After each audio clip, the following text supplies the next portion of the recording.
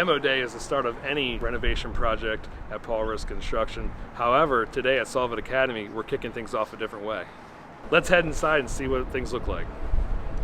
We've had the learners working on an architecture quest so that they could feel like they were a part of this process, having the project coincide with them applying their knowledge on and actually building their own schools. They went all the way down to building a model to share with their families.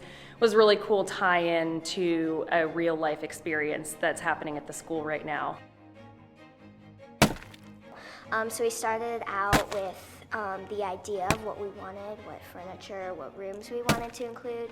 Then we moved on to blueprinting, drawing the actual space, and then we moved to our model, which is like the small version of an actual school that could be built.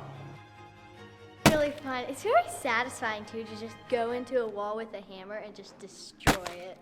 It's really fun. It's really enjoyable, and I've never done demolition, so being able to actually have my first experience, it was really exciting, and it was really satisfying and cool to be able to actually break down a wall today. That was really fun. It's gonna be this space where I'm gonna be learning, and that it sounds a little weird, but that I'm kind of just destroying it.